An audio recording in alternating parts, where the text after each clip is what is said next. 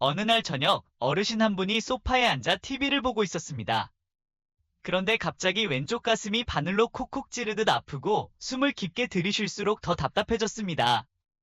또 다른 분은 회사에서 서류를 정리하다가 갑자기 숨이 턱 막히고 가슴이 조여와서 자리에서 일어나기도 힘들었다고 합니다. 이런 상황 그냥 피곤해서 그렇겠지 하고 넘기는 경우가 많습니다. 하지만 사실 이럴 때 나타나는 병이 있습니다. 바로 폐기흉이에요. 이름은 낯설지만 해마다 젊은 남성 10만 명당 7에서 18명이 겪는 흔한 질환입니다.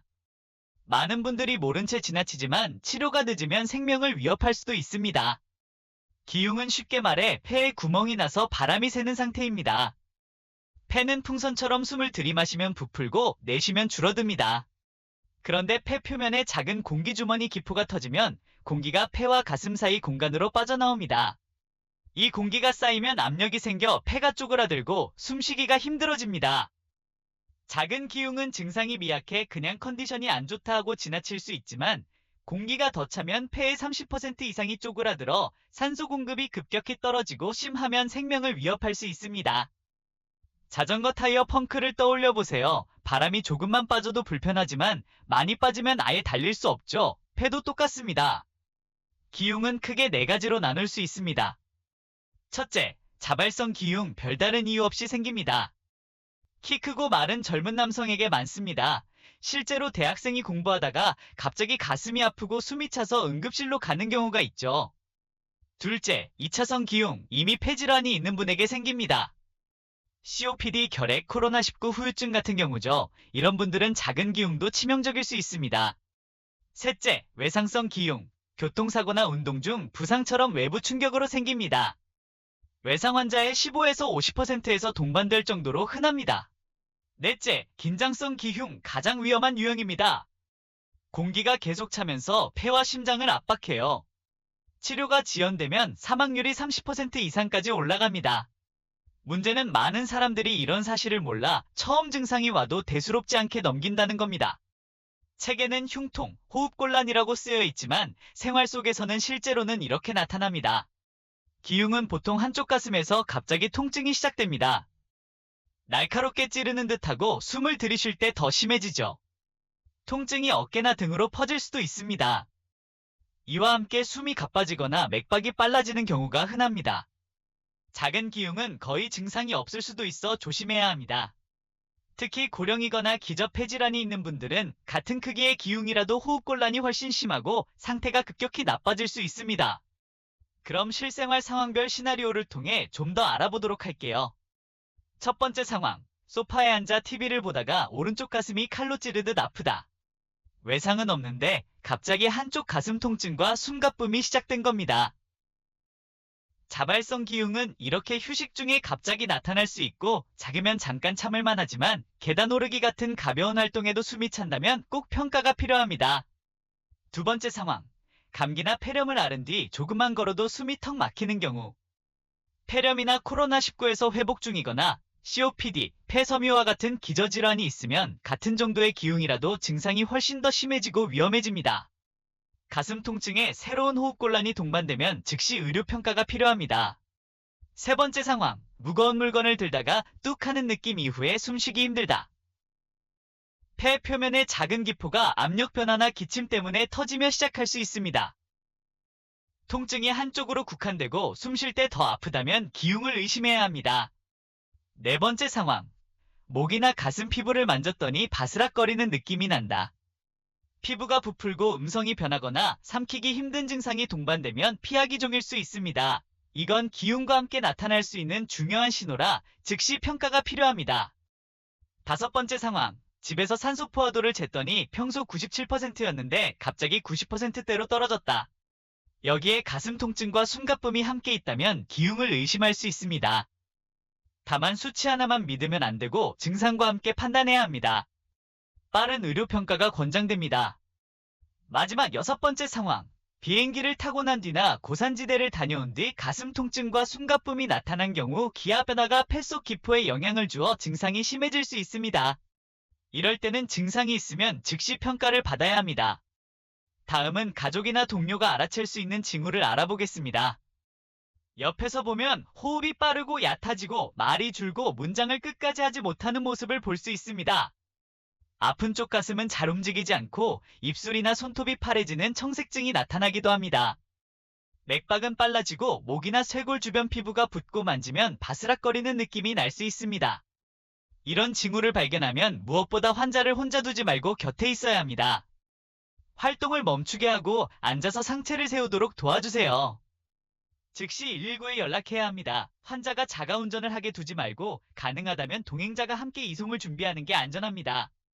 산소를 처방받아 쓰는 분이라면 지시에 따라 산소를 사용할 수 있도록 도와주되 처방이 없는 경우 임의로 산소를 쓰게 하지 마세요. 그리고 무엇보다 좀 쉬면 괜찮아질 거야 라는 말로 안심시키지 말고 빨리 전문적인 도움을 받게 하는 것이 가장 중요합니다.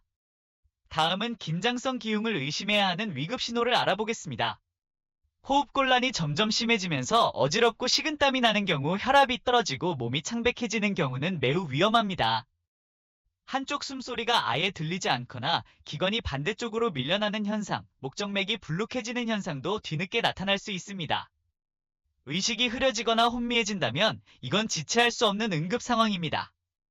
즉시 119를 불러야 합니다. 특히 기관편이나 목정맥 팽창은 늦게 나타나기 때문에 없다고 안심하면 안 된다는 점이 중요합니다. 병원에서는 이렇게 확인합니다. 먼저 청진기로 숨소리를 듣습니다. 아픈 쪽에서는 숨소리가 약하거나 거의 들리지 않아요. 그 다음엔 흉부 엑스레이를 찍습니다. 환자의 80% 이상은 엑스레이에서 바로 진단됩니다. 더 자세히 확인하려면 CT로 공기가 샌 위치와 다른 폐질환을 살펴봅니다. 문제는 많은 분들이 가슴 통증을 심장이나 근육통으로만 생각하고 병원에 늦게 가서 진단이 뒤늦게 내려진다는 점입니다. 치료는 상태에 따라 다릅니다.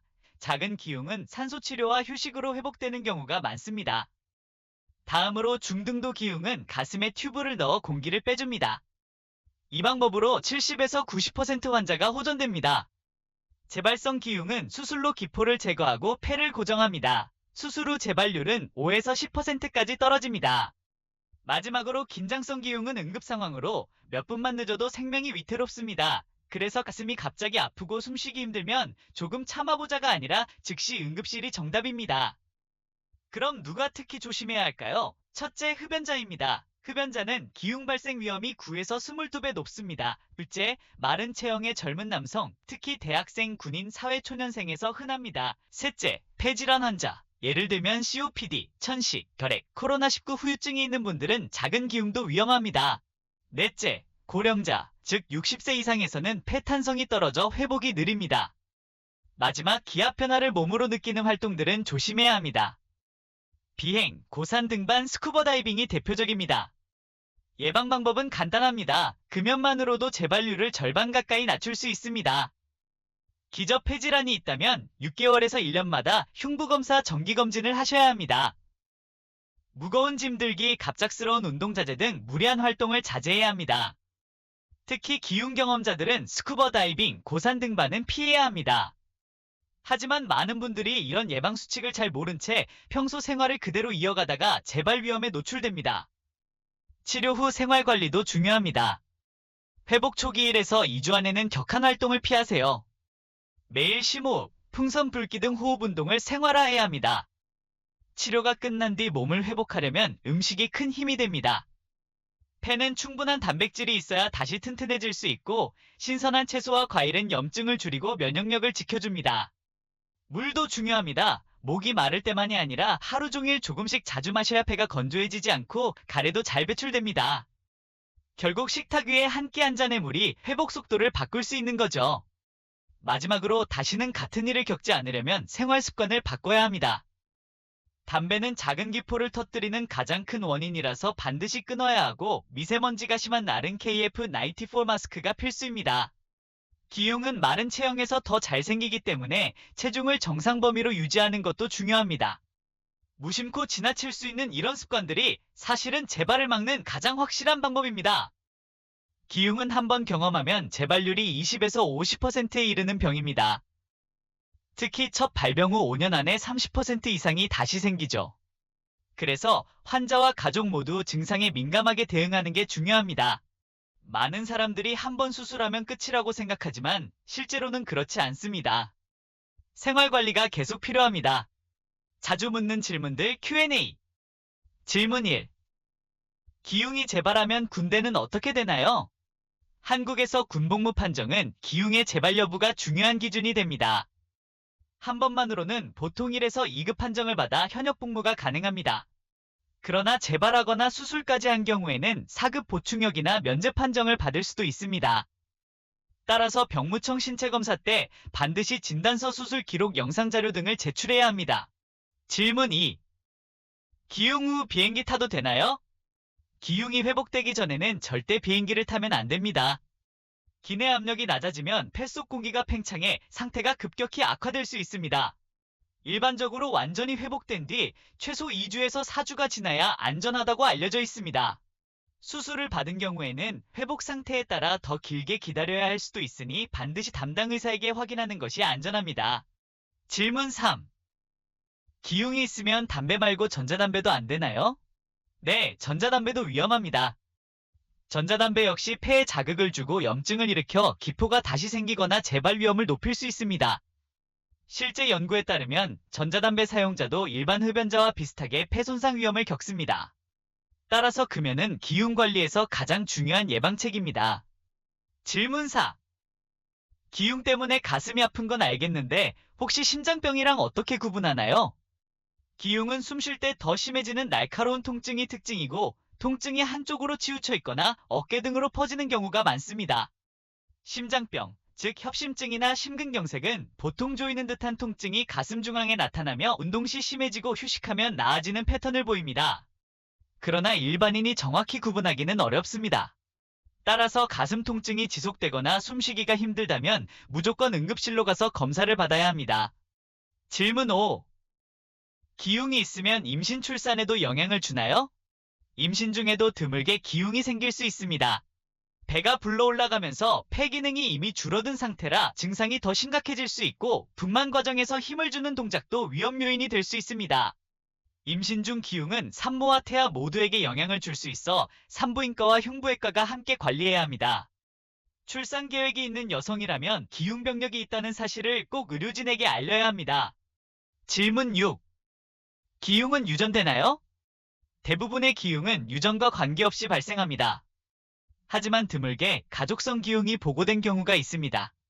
예를 들어 마르판 증후군, 버트혹 듀브 증후군 같은 희귀 질환에서는 가족력과 연관될 수 있습니다. 부모가 기흉을 겪었다고 해서 자녀에게 반드시 생기는 것은 아니지만 각종 반복된 기흉 사례가 있다면 전문의 상담이 필요합니다. 질문 7. 기흉이 자주 생기면 평생 장애로 인정받을 수 있나요? 일반적으로 기흉 자체만으로는 장애로 인정되지 않습니다. 하지만 반복적인 기흉으로 폐 기능이 심하게 떨어지거나 수술 후에도 호흡곤란이 지속돼 일상생활에 제한이 크다면 장애 판정을 받을 수 있습니다. 실손보험이나 민간보험에서는 기흉으로 인한 수술 입원은 보장이 가능하지만 장애 등록은 장기적인 폐 기능 저하가 확인되어야 합니다.